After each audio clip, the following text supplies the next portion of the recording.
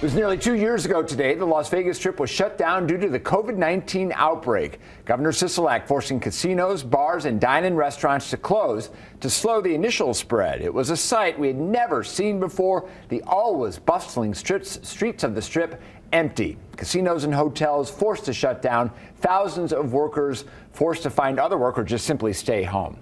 That immense disruption put thousands of Nevadans into a state of survival mode for much of the last 2 years. But as Fox 5's Maddie White reports, local therapists say they are starting to see the long-term impact the pandemic may have had on Nevadans' mental health. And now changes are in motion to help meet the demand for therapy. She joins us now live from the Strip. Maddie? Yeah, it's crazy to think that 2 years ago, an eerie silence fell over the world-famous Las Vegas Strip, where I'm standing now. But yes, mental health leaders in the state say that their resources are needed more than ever. And now they're making changes to get more licenses into the hands of Nevadans to help meet this demand. We were really business as usual for quite some time.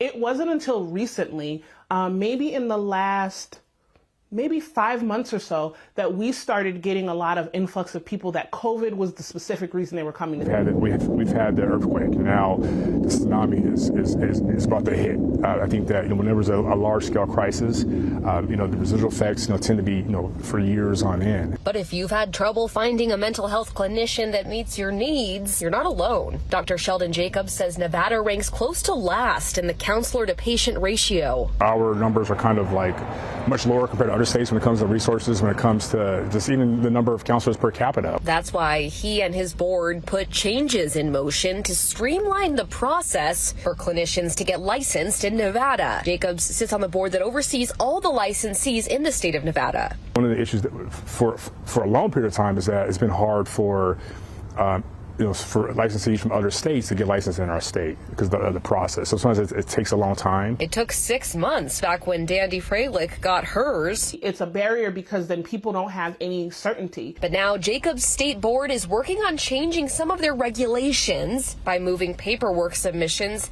and the license awarding process online and focusing more staff to the cause. It's been happening in around the 3 to 4 week time period where people are getting their paperwork in. It's getting across the desk of the executive director. They're able to stamp it, green light it, and issue the license. And then people are able to officially practice as a therapist once they get the license.